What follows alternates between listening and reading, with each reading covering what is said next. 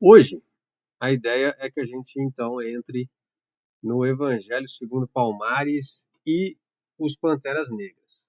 A ideia é que a gente tem aí 1h30 aqui de aula, mais ou menos, ou de conteúdo, né? Para tratar dessas duas questões que dialogam entre si, obviamente, né? E vamos chegando lá. Lembrando que a gente utiliza e tem o apoio da, da Casa de Cultura, Tainã, né? E utilizamos aí a plataforma da TV Tainã, TV, a Rede Mocambos. Porém, hoje, por um probleminha técnico nosso aqui, a gente está usando uma outra plataforma. Mas esse é o nosso principal foco, que é uma plataforma também alternativa e independente dos movimentos sociais, em especial aqui em Campinas. Bom, para começar aí o nosso conteúdo, vou deixar então como dica esses probleminhas técnicos aqui de hoje, para vocês ouvirem aí o clipe depois, ou quando quiserem, do Nego Max, tá? Se chama Eu Não Sou Racista, a música. Nego Max é um rapper. E é bem interessante, ele faz uma espécie de discussão, né? Um diálogo, de debate entre um branco falando que não é racista e ele respondendo, né? Sobre questões estruturais. Então fica a dica aí desse salmo para a gente começar. Mas o que eu queria, o conteúdo mesmo mais importante são os nossos evangelhos aqui, né? Então a gente começa por aqui, diretamente, falando do Evangelho de Palmares, ou seja, aquilo que eles deixaram para a gente de lição, né, de ideias e de exemplos, né? Em especial o exemplo, nesse caso de Palmares, estamos falando aqui de 1600, né, do ano de 1600, do século de 1600 até 1700. Então, obviamente, não tem muita coisa escrita, porém, escrita deixada por aqueles de Palmares, né? Mas existe muito exemplo, né? E da luta daqueles que foram escravizados e trazidos ao Brasil e se rebelaram, né, e se revoltaram e fizeram a luta contra a escravidão.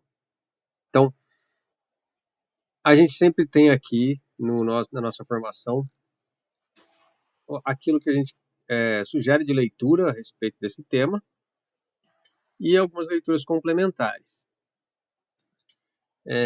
Então, começando pelas complementares, também como dica, já que dei a dica do clipe ali, a gente deixa como leitura complementar uma história em quadrinhos muito conceituada chamada Angola Janga, né? Angola Janga era o nome que se dava ao início ali de Palmares, né? Que um quilombo, o maior quilombo brasileiro registrado na história e que tem, obviamente, sua origem em pessoas de Angola que foram escravizadas para o Brasil e no Brasil. Então, por isso esse nome Angola Janga, que se eu não me engano é Pequena Angola, está aqui escrito, Pequena Angola, né? E depois ficou conhecido como Palmares, tá? Mas no início eles mesmos se chamavam de Pequena Angola, eles viviam na Pequena Angola, naquele local. Então, essa HQ ganhou prêmios por aí afora, do Marcelo de Salete, um resgate histórico, tem uma pesquisa histórica muito, muito densa, e é muito interessante ver os momentos finais de Palmares. Ele traça alguns contos de Palmares, ou seja, coisas que, a partir de pesquisa histórica, ele conseguiu roteirizar e imaginar que tenha acontecido, e depois também os momentos finais ali de Zumbi, na resistência de Palmares. Então fica essa dica também de leitura, tá? Não é um livro muito barato, né? Porque ele é bem grosso, mas é de muito fácil leitura também. Outra dica é esse livro aqui, sim, um livro, A Incrível e Fascinante História do Capitão Mouro. Os dois, inclusive, eu tenho aqui, mas se alguém quiser emprestado, fica à vontade. Esse do Georges Bourdokan é um um jornalista, né, historiador brasileiro, pesquisador dessa temática, principalmente da temática árabe no Brasil, né? Mas por que então um pesquisador árabe escrevendo sobre Palmares de alguma forma? Esse livro ele trata de como funcionava o Quilombo de Palmares e da ajuda que foi dada, segundo pesquisa histórica, de um Mouro, por isso Capitão Mouro, né, ou seja, de alguém, de um descendente ou de um imigrante, na verdade, se eu não me engano, libanês, que vivia naquela época no Brasil, fugido de guerras, e ele veio como um médico sanitarista para ajudar a época, né? Não era esse o nome que se dava à época, mas é isso. E ele acabou se rebelando contra aquele sistema brasileiro e se juntando à luta de Palmares, porque é importante frisar que Palmares não era só um lugar onde viviam somente negros e negras. Tinha muita gente fugida, né, dos Brasis, né, em especial indígenas, mas também brancos, né, pobres e, no caso aqui, até um Capitão Mouro. E através dessa história você acaba conhecendo um pouco de como era a organização social do Quilombo e as suas primeiras resistências, né? Segundo consta a história, foi com a ajuda de Zumbi, Dandara e como capitães, né, como lideranças do exército ali de Palmares, e com a ajuda do conhecimento desse Capitão Mouro, que eles construíram as grandes barricadas de Palmares e assim vai. Enfim, são situações curiosas e interessantes de conhecer. Deixa eu só permitir aqui a entrada da Alzira. Oi, Alzira. Seja bem-vinda. Então, voltando aqui, a gente tem essas duas dicas. Angola Janga, que trata ali um pouco mais de pesquisa e visual, histórica, né, de Palmares. E a história aqui do Capitão Mouro, que traça um pouco uma trajetória que está dentro desse contexto social de Palmares. Mas falando aqui dos nossos protagonistas dessa situação histórica muito importante para o Brasil, para a formação do Brasil, a gente começa então com Dandara. Então, Dandara, que tem se tornado mais conhecida nos últimos tempos, nas últimas décadas, vamos dizer assim, né, por uma questão de machismo estrutural, a gente acaba não falando tanto das mulheres guerreiras do nosso passado, né, e lutadoras. Mas, então vamos começar por ela, que era uma pessoa muito importante no Quilombo de Palmares, além de ser, sim, esposa de Zumbi, teve, se não me engano, 3 filhos com ele, mas isso é apenas um pedaço pequeno da sua história. Desculpa. Ela era, assim, muito importante para o Quilombo, independente disso, e era uma das grandes lideranças da luta contra a escravidão no Brasil naquela época, tá? Mário, eu acho que seu áudio está aberto aí, tá? Qualquer coisa que você precisar falar, abre, mas não tem problema. Se você não estiver falando, deixa no mudo para ficar melhor, tá bom? Enfim, então aqui a gente traz esse texto do portal GL10, né? O portal de cultura afro-brasileira e de informação e tudo mais, tocado por mulheres, inclusive, e que traz aqui um pouco da história e da relevância nesse texto aqui, traz a história e a relevância de Dandara em todo esse processo de Palmares. Né? Então, para situar algumas coisas importantes de destacar apenas, não vou ler ele inteiro não, mas é bom retomar aqui algumas coisas. Né? Primeiro, estamos falando aqui da forma mais conhecida de resistência daquela época, que eram os quilombos.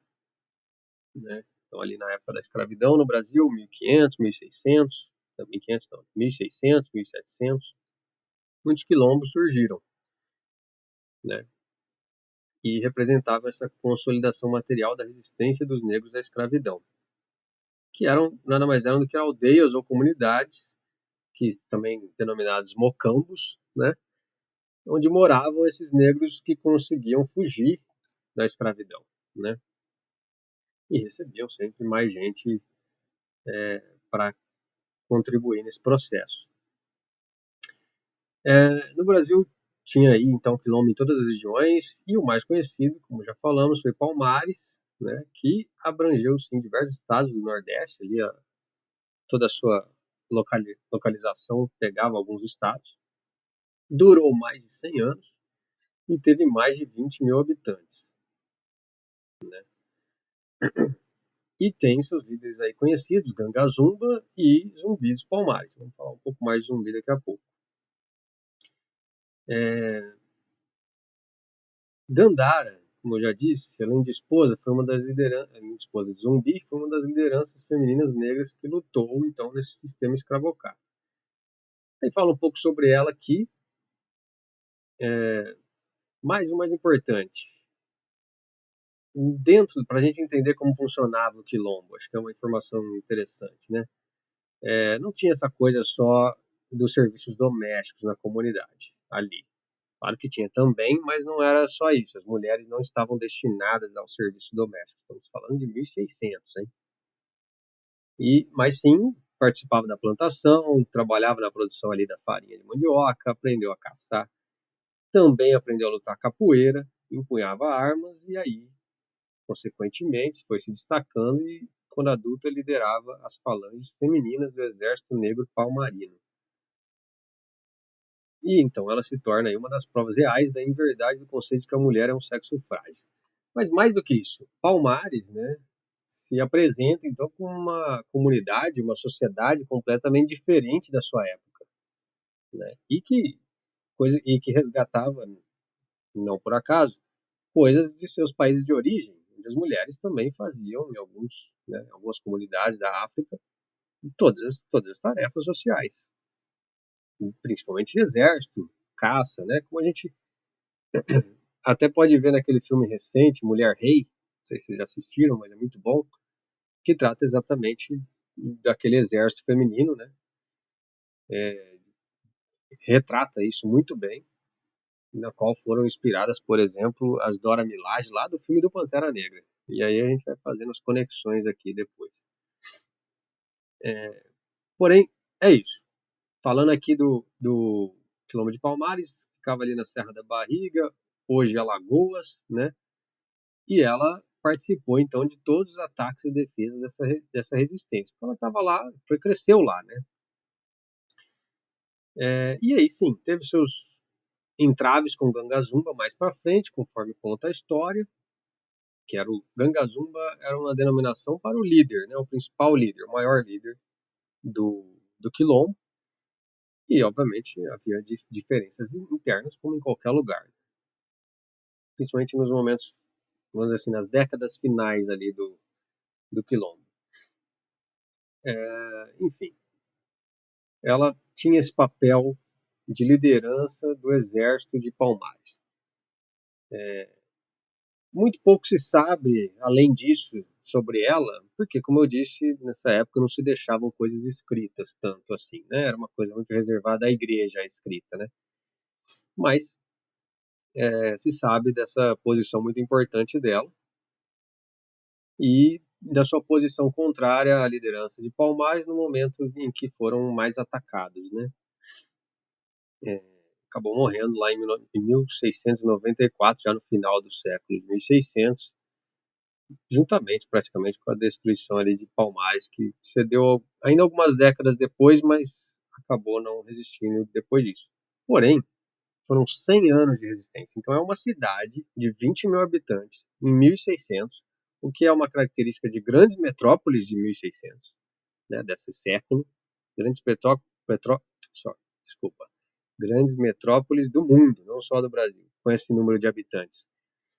E a gente tinha aqui um quilombo, uma cidade de resistência, de luta social, com 20 mil habitantes nesse século, com proposições sociais completamente diferentes, com uma liderança feminina do exército exemplar, né, que fica marcada para a história e que é uma organização social também exemplar em diversas situações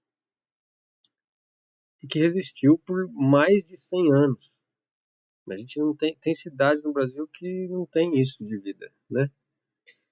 de história.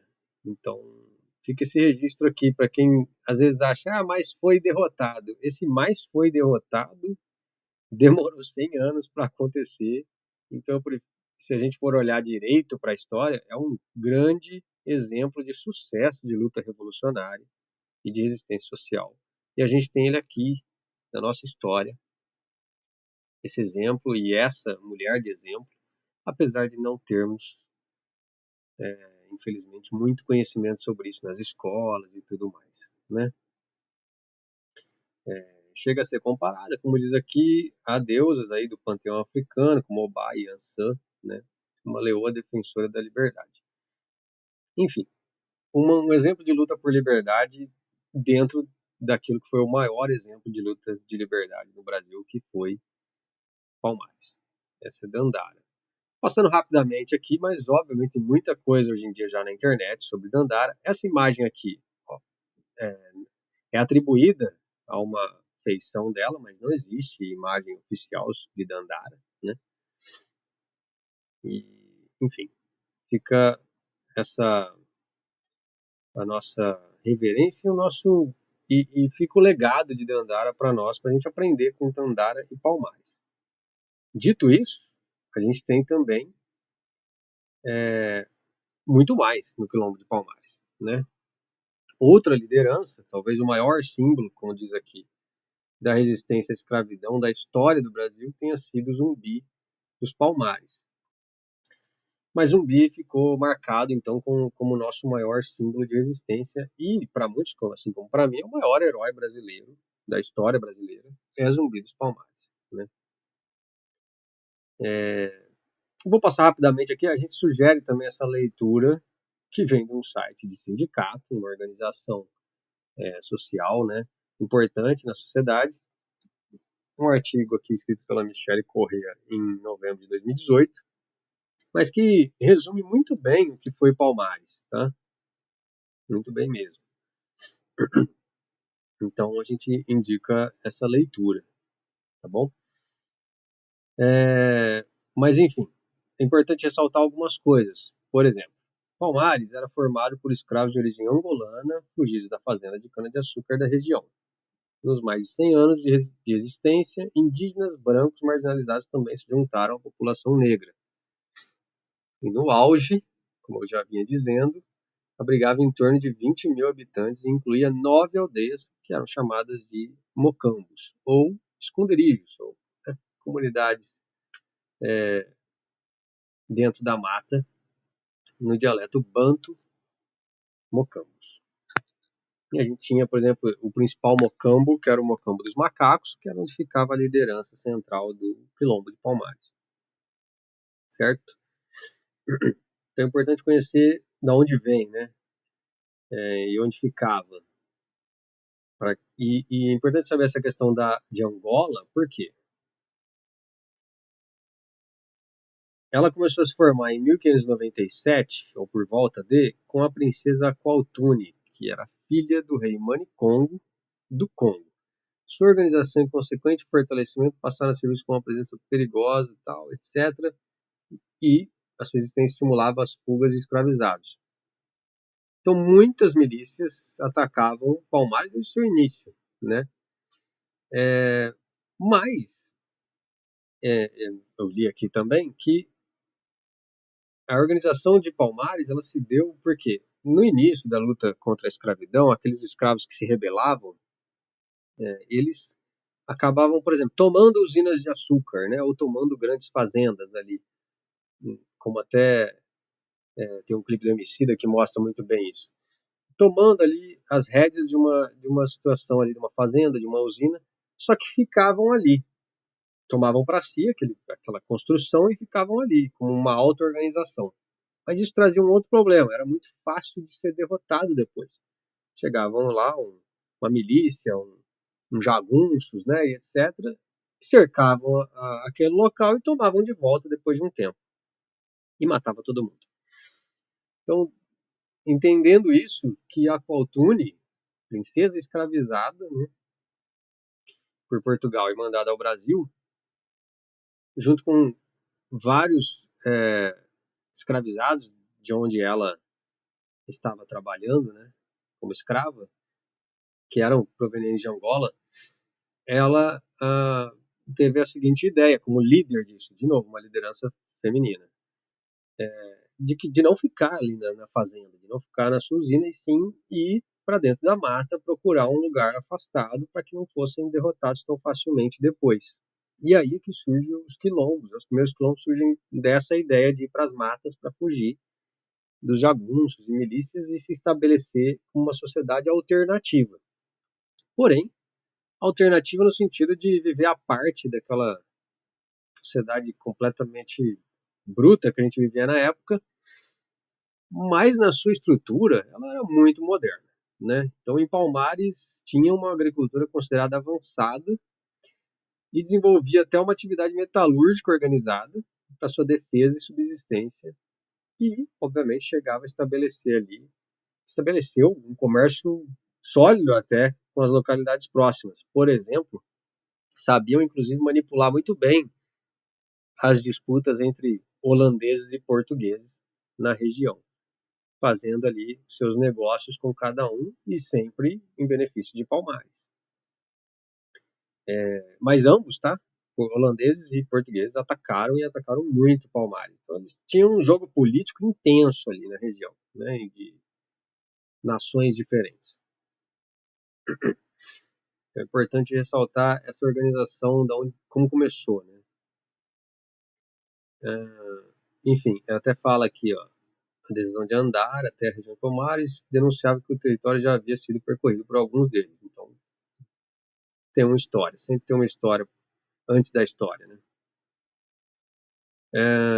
Quilombo, uma curiosidade, quer dizer sociedade guerreira com rigorosa disciplina militar. Sempre teve uma disciplina muito forte, sim, dentro dos quilombos, né? Bom, voltando aqui ao que eu estava dizendo, ele foi, então, Zumbi dos Palmares. Segundo se especula, segundo consta, né? Nasceu, sim, dentro de Palmares, porém foi raptado e levado para uma criação formal portuguesa por um padre, Antônio Melo. Recebeu o nome de Francisco. Segundo consta, ele era neto da princesa Qualtune, ou seja, a história, né, percorrendo seus caminhos aí.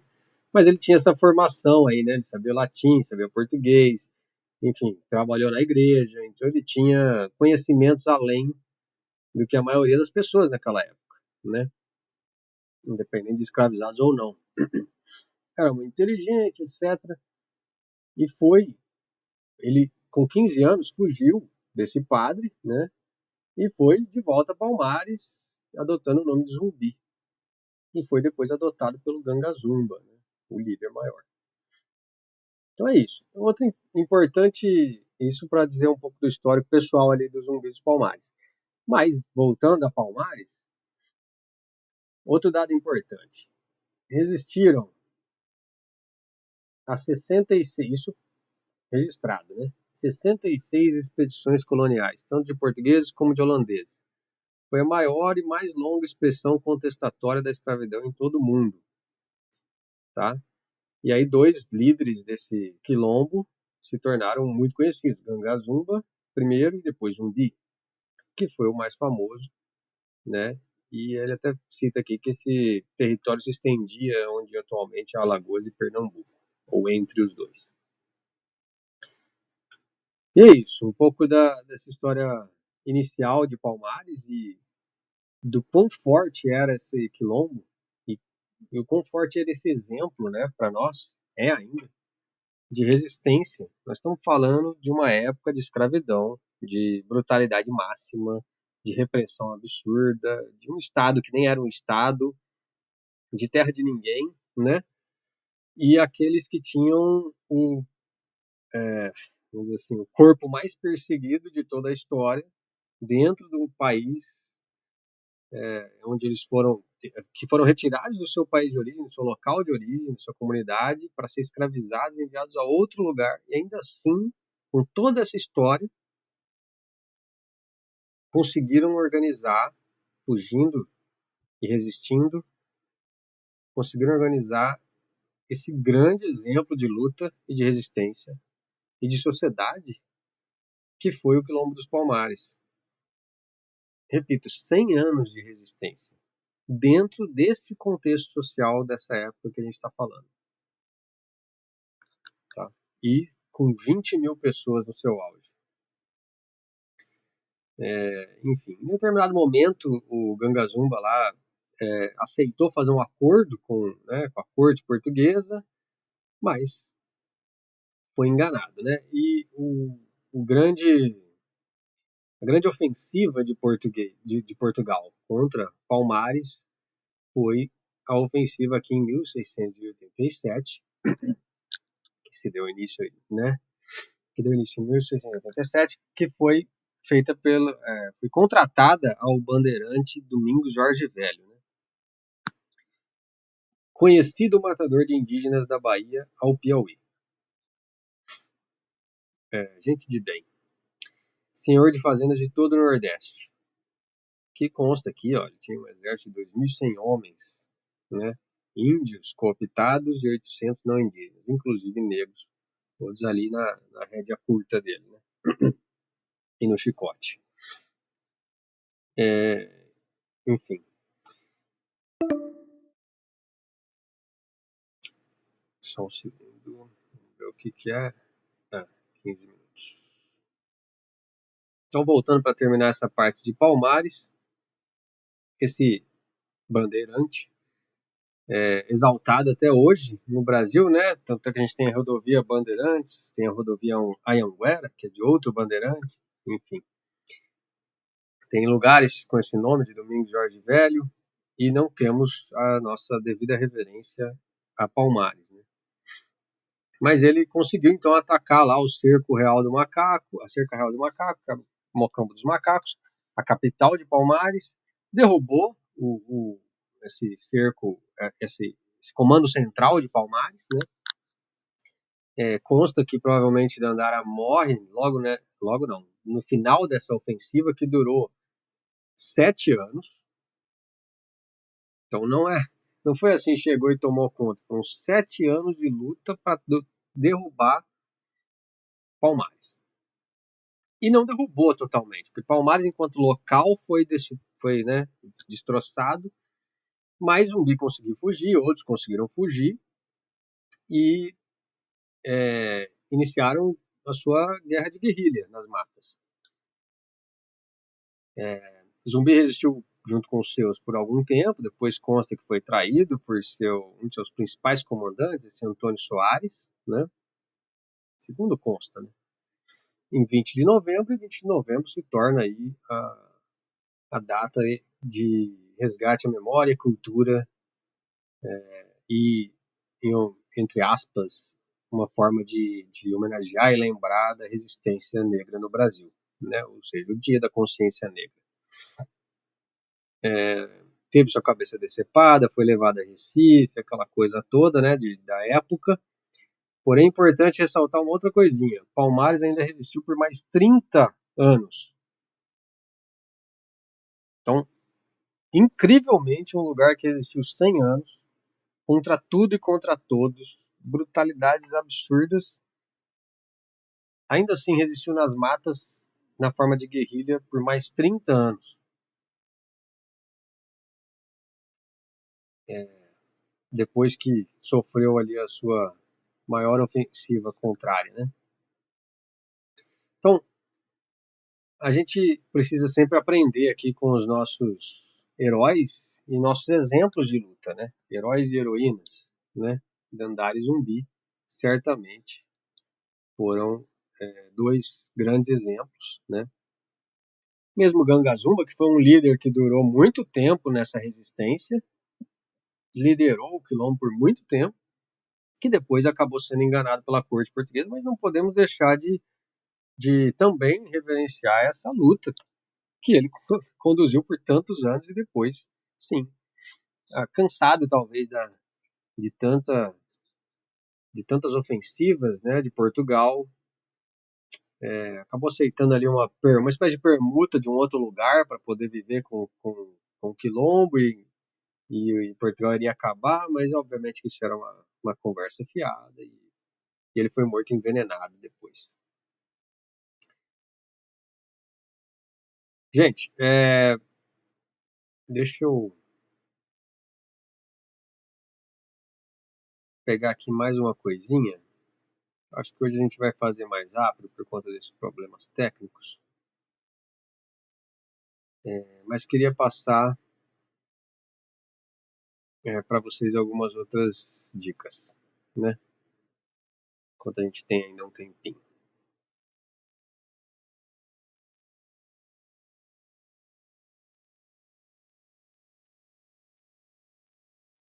Então tá. Uma outra dica que a gente deixa aqui na formação ativista, como salmo, são 5 poemas de Conceição Evaristo, grande poeta brasileira, negra. E se você clicar aqui, você cai nesse site onde traz aqui esses 5 poemas que a gente acha muito interessantes, né? Em especial esse primeiro aqui. Estamos falando aqui do nosso passado, enquanto país, enquanto resistência, né? Enquanto sociedade, da formação da nossa, né? Da nossa situação social atual, inclusive. E esse poema fala disso, entre mulheres, né? Então fica a dica para a leitura desse poema, onde ela resgata aqui as vozes das mulheres passadas até ela, né, até o dia de hoje. O ontem, o hoje, o agora, na voz de minha filha, se fará ouvir a ressonância, o eco da vida e liberdade. Então, além desse poema, tem outros muito importantes, muito inteligentes, muito, assim, muito interessantes da Conceição Evaristo, tá? Que é essa mulher que está aqui, grande exemplo da nossa literatura, tá bom?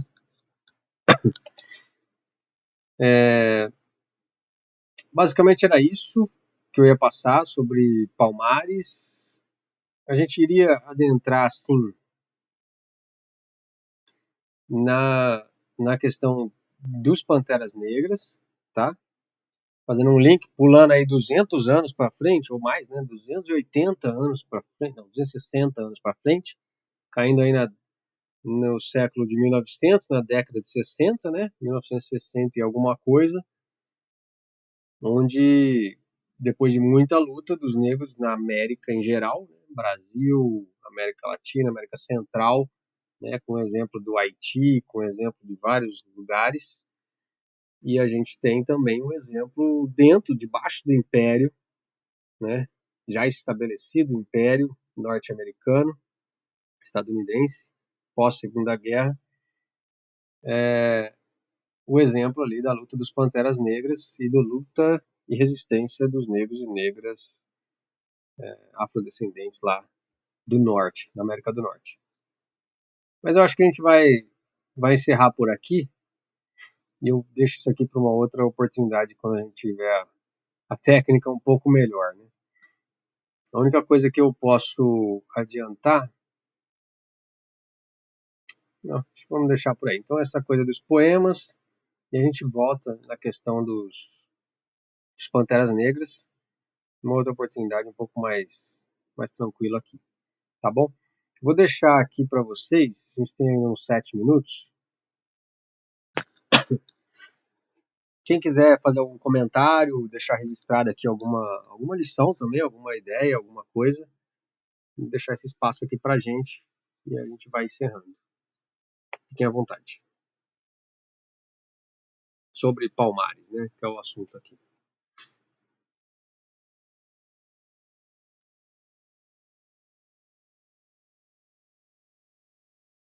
Bom, eu só queria falar que é sempre importante, eu acho, essa memória da luta e da resistência e tal, porque muitas vezes, principalmente agora com a ascensão da extrema-direita e essa criação, né, de histórias que eles criam, né, histórias pervertendo, né, reescrevendo, querendo reescrever a história real, eu acho que é importante a gente sempre lembrar que a história, né, toda a história brasileira e da escravatura foi uma história perpassada por lutas, por resistência, por organização, né? E então acho que a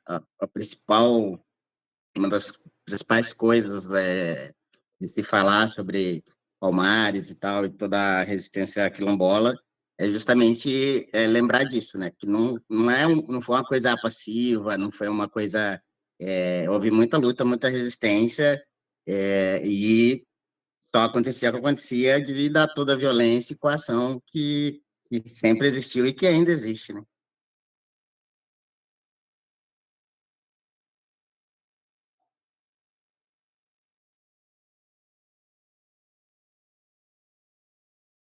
Exatamente. Conhecer Ô, o nosso passado, né, Mário? Fala aí, posso um pouquinho? por favor. Bom, primeiro, boa tarde a todos, todas e todos. Feliz em estar com vocês aqui. Eu estou com uma dificuldade bastante pesada nos últimos tempos. Estou tratando de uns dentes aí, ontem eu sofri de novo, 2 canal. Falar para você, eu estou pegando pavor. Eu já tinha medo de dentista e ontem foi um dia de muito sofrimento, mas é necessário, né? A gente não tem dimensão da gravidade da questão do dentista e de não tratar. E eu, como um jovem que nunca tratei, nunca tive orientação nenhuma para cuidar dos meus dentes quando eu era criança, até porque a população pobre negra não tem acesso a esse tipo de serviço público, né? Hoje estou pagando a conta aí, né? Enfim, mas estou tentando aqui com remédio segurar a dor. Ô, Lucas, eu queria agradecer vocês pela oportunidade, por esse momento, mas queria destacar algumas questões importantes aqui, né? Porque a gente fala, às vezes a gente não aqui nós, mas geralmente quando você trata de Palmares até hoje, a gente trata de um jeito muito genérico, né? E geralmente a gente fala a luta do Quilombo dos Palmares, né, enfim, 100 anos de resistência, depois em 1694, que na verdade foi 95, resistiu mais um ano, segundo a história oficial. E como que era a alimentação do Quilombo dos Palmares nessa época, né? Como que era a sobrevivência desse povo, né? E eu queria destacar, acho que isso é uma coisa importante, né? O que era produzido, né? Primeiro, o Quilombo dos Palmares vivia da agricultura, né? Os principais itens eram a mandioca, usada para produzir farinha, feijão, batata, milho, melaço, produzido do cultivo da cana-de-açúcar, né? Enfim, e algumas frutas que eram extraídas ali, que eram também consumidas pelo, pelo Quilombo dos Palmares, né? Segundo, acho que é importante destacar que quando em 1678, Gangazumba, então rei de Palmares, recebeu a oferta da capitania, é importante destacar porque a gente fala tanto hoje no movimento de cultura de paz, né? Então a oferta que foi feita naquele momento foi uma oferta de paz, então era uma contradição, né? Como é que você faz um determinado momento, depois de mais de 62, 60, enfim, ataques ao Quilombo dos Palmares, você vem com uma oferta de paz. Eu acho que era importante destacar para que as pessoas entendam de fato o contexto, né, e quanto isso é contraditório. Como é que você extermina uma população, a população negra já vem sendo exterminada anteriormente, a população indígena sendo exterminada, e naquele momento eles fazem ali uma oferta a Gangazumba que era assim, explícita, dita como uma oferta de paz. Então, ó, queremos fazer a vocês uma oferta de paz. Que paz é essa para a gente poder refletir? E aí o propósito do governo da capitania e os termos, quais eram os termos estipulados naquele momento quando foi feita a oferta de paz, né? Os nascidos em Palmares seriam considerados livres.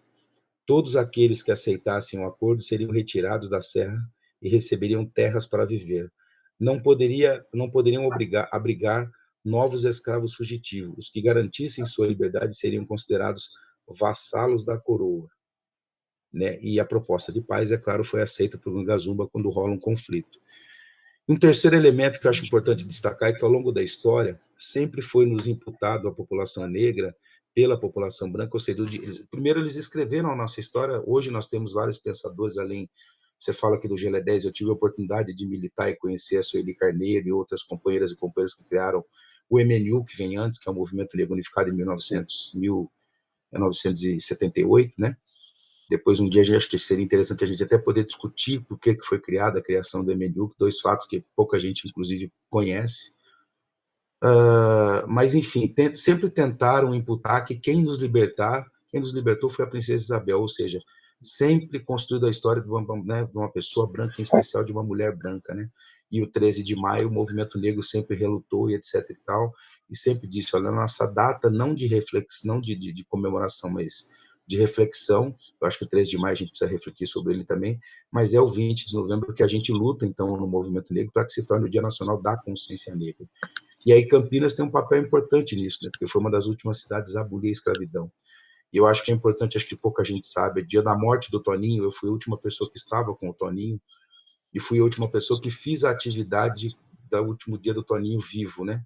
E nesse dia a atividade era a votação do projeto 11.128, que decretava o 20 de novembro feriado municipal, que era um projeto de lei do então vereador Tiãozinho, na época, líder do governo e do PT, por conta do histórico relacionado à população negra, à escravidão, histórico relacionado a esse processo da cidade de Campinas, né? Então, ou seja, o 13 de maio até hoje ainda tenta ser passado. E para finalizar, o movimento negro, então, vem com uma discussão no primeiro governo Lula, reivindica a construção da Lei 13.639, também depois, hoje, barra 11.645, que trata da questão indígena, né? Ainda existe aquela narrativa de que a história do povo negro, indígena, entre outras, é contada nas datas históricas, em especial no 13 de maio, sobre a questão racial, e no 20 de novembro, que é o mês da consciência negra. Então, e aí eu acho que a gente pode, depois, no outro tempo, discorrer sobre outras discussões aqui. O racismo acontece durante o ano todo e etc. E a gente conhece ainda muito pouco sobre tudo isso. E, por último mesmo, uma coisa que eu penso que é bastante importante, eu sempre fiz esse debate, você colocou no começo aqui, é que o movimento negro precisa, ao longo do tempo, eu sempre fiz essa crítica, nós, homens pretos, precisamos tomar bastante cuidado de não continuar reproduzindo esse machismo, né? Porque, de fato, a gente reproduz esse machismo não só na história, quando conta a história de Palmares, mas em outros movimentos também, salve a Revolução de Malês, construída por uma mulher negra muçulmana, né? Enfim. Mas na capoeira, por exemplo, isso é muito forte, muito latente. Eu tive a oportunidade de contribuir para a construção de uma revista que se chama 43 anos de história, memórias e legados negros da capoeira coquinho baiano, talvez uma das entidades, depois do Cordão de Ouro, mais antigas da cidade. E quando eu fui convidado para ajudar a escrever a revista, eu falei, olha, eu topo, desde que a gente dê uma ênfase importante, ou pelo menos, né, sobre algumas mulheres importantes na história da capoeira. Porque quando você fala da capoeira, por exemplo, a gente só sabe o nome dos mestres, né? Então, se você sair perguntando para todos os movimentos de capoeira no Brasil, quem foi mestre Jararaca, quem foi mestra Jararaca, quem foi contramestra Janja, quem foi Dona Maria do Camboatá, né? Quem foi Almerinda, Menininha, Rosa Palmeirão, quem foi Catu, Mestra Chicão, Nega Didi, Maria Para, Maria Pé de Mato. Então, ou seja, eu acho que a gente precisa pensar nessas formações, o quanto a gente trata dessa questão, mas nessa perspectiva das mulheres pretas, né, da contribuição das mulheres pretas. E eu acho que o movimento tem contribuído, na minha opinião, com muita sinceridade, pouco para a gente, de fato, dar ênfase e protagonismo às nossas mulheres pretas, né? Porque senão a gente continua reproduzindo não só nesses movimentos, não só de Palmares, mas na capoeira. Quando você fala de capoeira, todo mundo conhece Mestre Bimba e Mestre Pastinha. E eu fiz esse desafio que eu estou falando aqui, eu falei para os capoeiristas que têm 30, 40 anos de capoeira no dia. Falei, eu queria que vocês falassem para mim um pouquinho de Mestra Jararaca. Ninguém sabia. Queria que vocês falassem um pouquinho da contramestre Janja. Ninguém sabia. Mas todo mundo sabia o nome dos homens pretos e brancos que são mestres de capoeira. Então, acho que a gente precisa atentar para isso, entre outras coisas. Desculpe me estender aqui, mas acho que só refletir sobre essas questões para a gente não perder, porque sempre nos foi imputado que a data importante é o 13 de maio, a gente precisa entender o porquê, e não o 20 de novembro. Segundo, a gente tomar cuidado de não continuar caindo na armadilha de ser chamado, às vezes, para discutir o 20 de novembro. Nós precisamos discutir a questão do antirracismo, né, durante o ano todo, os 365 dias do ano, não só com a formação de professores, formação continuada, mas em outros processos também. Terceiro, entender que o quilombo foi importante, mas existem outros importantes o tanto quanto também, né? E, enfim, e a gente poder dar mais visibilidade e protagonismo à participação, à contribuição e o protagonismo das mulheres pretas, como eu falei aqui. Eu citei o exemplo da capoeira, mas a gente pode pensar outros. Enfim, era isso. Gratidão por me ouvir e obrigado pela oportunidade. Imaginei, complementou aí muito bem as coisas, né? Você, o Rob,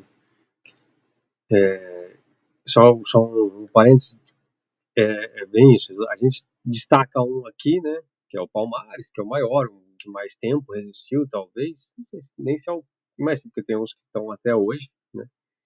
Mas, em termos de resistência, é o grande exemplo, né? Mas a gente teve muitos quilombos no Brasil, né? Muitos exemplos desses.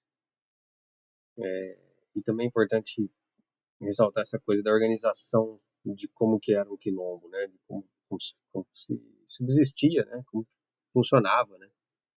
E foi por isso que até que eu falei daquele livro do Capitão Mouro, que traz um retrato mais acurado disso. Lógico, sem a gente não tem todas as respostas, porque era uma época muito antiga que a gente ainda acaba perdendo muita coisa no caminho.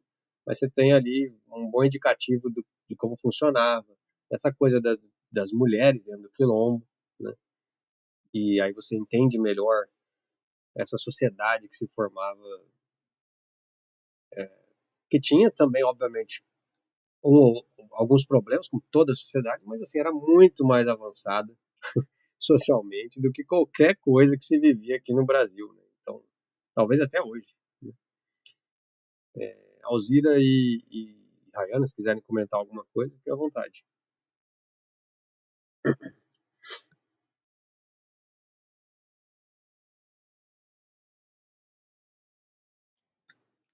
Hoje eu tô de ouvinte mesmo, tô aprendendo sobre o tema novo. A gente tem acesso muito superficial na escola, né? E eu que não sou uma grande entendedora da nossa política, principalmente brasileira, para mim é muito enriquecedor ter acesso a essas referências. Então, muito obrigada.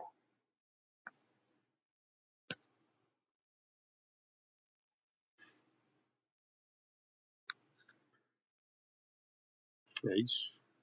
Alzira, tá tranquila? Se quiser comentar, me interrompe aqui, tá?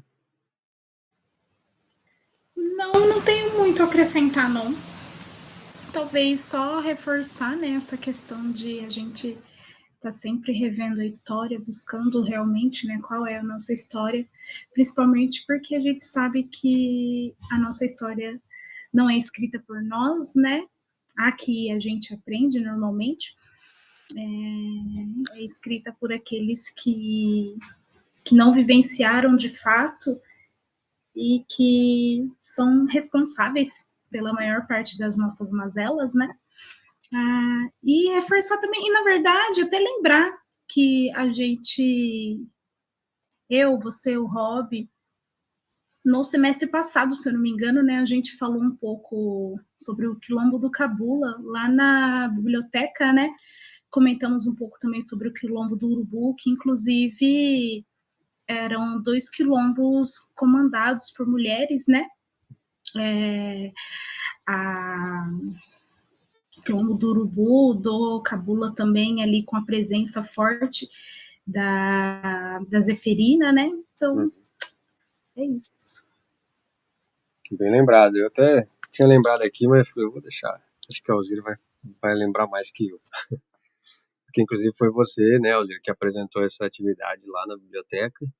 Muito importante, que é isso que o Mário estava falando também, esse resgate, né? Eu, por exemplo, não conhecia o Quilombo do Cabula, entendeu? A história. Fui conhecer através do que a Alzira trouxe, a gente deu uns livros para as crianças lá da biblioteca e tal. Então, esse trabalho é muito importante, além de conhecer, mas entender, né? Nessa atividade da Alzira, ela mostrou como é que funcionava, até a questão de ver, né? Ver, tinha lá uma representação, né, Alzira, digital, né, de como que era. Muito interessante, que aí você fica mais palpável, né? Sim, muito bacana, porque a gente conseguiu, né, levar essa biblioteca virtual para os meninos lá da biblioteca e mostrar para eles como que funcionava, como que era de fato o Quilombo do Cabula, como que a representação mesmo da época, né? Não era o mais fiel possível, assim, mas foi o que a gente conseguiu e foi bem bacana. Eles ficaram super interessados, né? É isso. Que é essa luta aqui.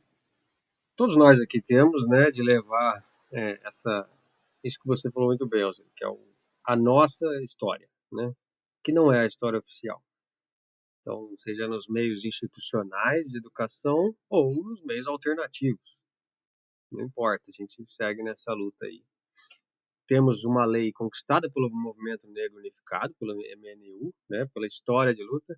E só para arrematar isso que o Mário falou também é de extrema importância, que é o que a gente tem falado aqui em todas as aulas nossas de formação ativista. Nada acontece de graça ou com a graça de alguém, né? Tudo é uma luta histórica, um conjunto de lutas históricas, na verdade. Nós falamos aqui de uma, com mais densidade hoje, mas a Alzira já trouxe outras duas. Existem mais outras milhares de resistências, histórias e exemplos contra a escravidão e o pós-escravidão também, até hoje, né? Porque todos sabemos que não houve reparação histórica nenhuma, né? E a capoeira é um exemplo disso, né? A capoeira existir até hoje, com as ressalvas que o Mado trouxe, claro, mas que tem a ver com uma estrutura maior, né? Infelizmente. Mas a capoeira existir até hoje, ser reconhecida hoje, ela continua levando a história oral, né, para todos que participam, a história afro-brasileira, de lá dos tempos dos quilombos. Essa história é contada oralmente na capoeira, em todos os espaços de capoeira, né, pelo menos um pedaço dela, nas diversas formas de capoeira. Mas é um exemplo muito claro de que essa luta continua, né, e ela não acabou no 13 de maio, não acabou no assassinato de Zumbi, ou do fim de Palmares, não acabou, continua. Até hoje, não, quinta-feira a gente estava, por exemplo, em luta, aqui em Campinas, no protesto no Largo do Rosário contra o terrorismo e o genocídio da juventude negra brasileira, e não só a juventude, pois assassinaram uma liderança de luta e liderança religiosa africana aqui no Brasil mais uma vez, né? Então, existe uma série de lutas ainda por vir, mas a gente não pode esquecer daquelas que já passaram e que nos ensinam a seguir em frente. É isso, gente. Como recomendação final, já que não dá para a gente ouvir aqui, eu vou deixar e talvez na próxima aula a gente possa começar com ela, que é a música da Clementina de Jesus, né? Que se chama Cangoma Me Chamou. Então, para quem não conhece, fica a dica de ouvir essa música, né? Esse samba enfim, essa música tradicional brasileira, afro-brasileira, que fala disso, que Cangoma é uma festa de tambores, né? É o nome que se dá para isso. Mário, me corrige aí se eu estiver errado. Mas é isso, é o tambor nos chamando para sair do cativeiro. Então, com essa representação lúdica, né? Fala, Mário.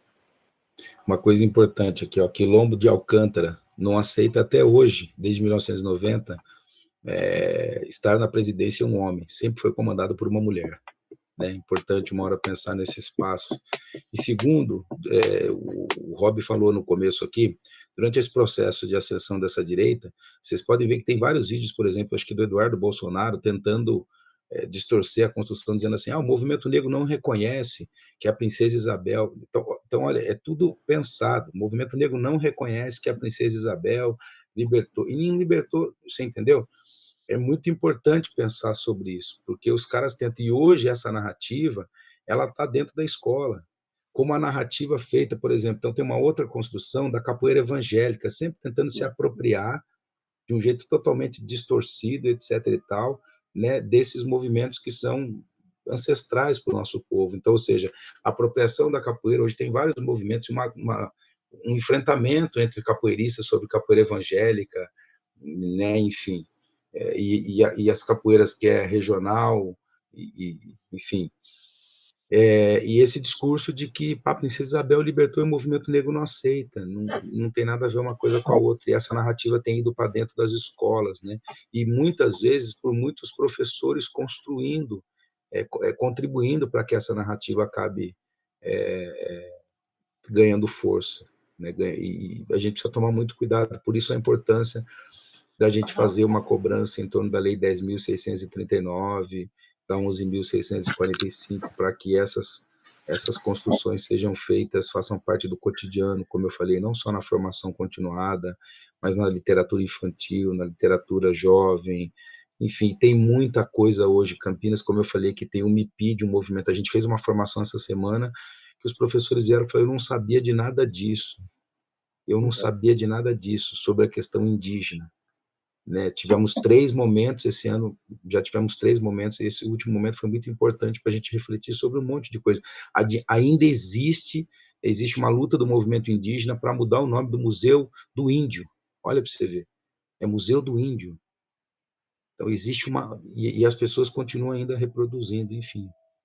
É isso. É isso. Gente, vamos encerrando por aqui hoje. A gente continua, é sempre uma vez por mês, e a gente chama lá no grupo, né, sempre, e divulga no Instagram, a aula de formação ativista, que é construída coletivamente, assim, na medida do possível, entre nós, né, e aqueles que são nossos parceiros. E a gente retoma dos Panteras Negras em diante, que é onde a gente vai retomar. Ainda vamos passar por uma questão mais europeia, passando por Rosa Luxemburgo, e depois voltamos para falar de Che e da Revolução Cubana também. Mas é isso, gente. E ainda temos até novembro de formação ativista.